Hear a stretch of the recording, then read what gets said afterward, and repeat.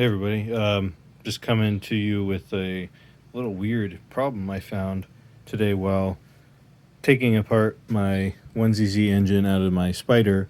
I think I found a manufacturing defect with this engine, and it's kind of weird. Never seen anything like this before, but so you may think, why is the cam sticking out like this? That's not obviously not how it's supposed to be.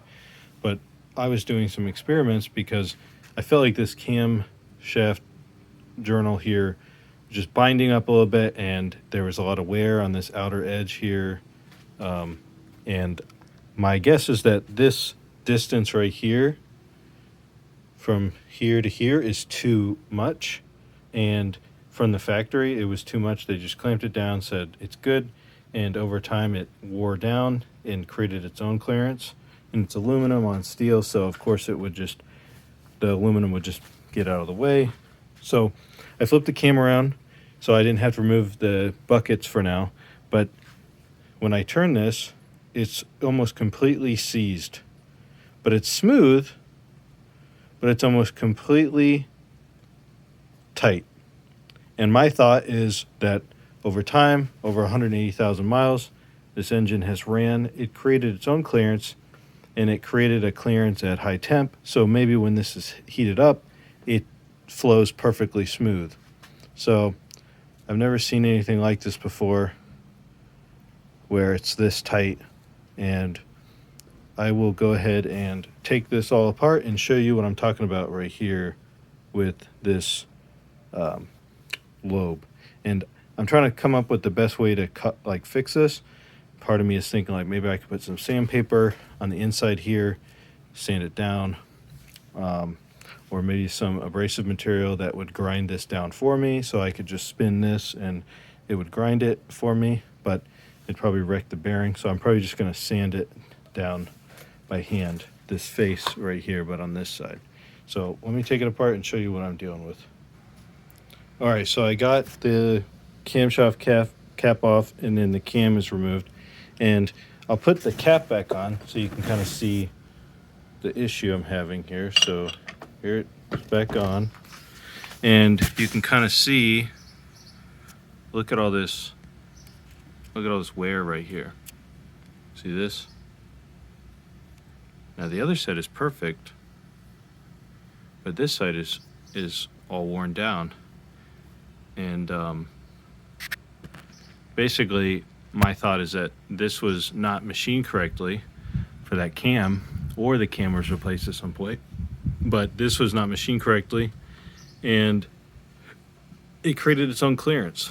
And I'm guessing this gets really hot when it runs, and then eventually it gets hot enough to where it expands, and eventually the cam expands, the camshaft expands, and it creates enough clearance for oil to come out here.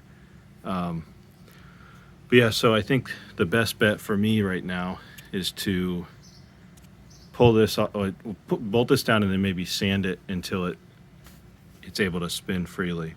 So I'll go ahead and put this on this camshaft here.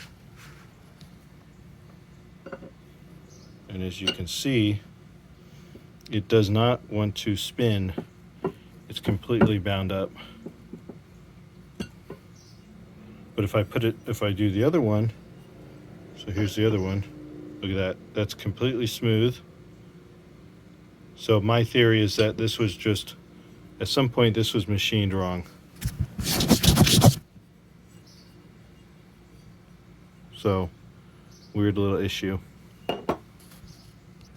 So my other theory too might have been that maybe the whole head is warped a little bit and it's causing the camshaft to just rub weirdly.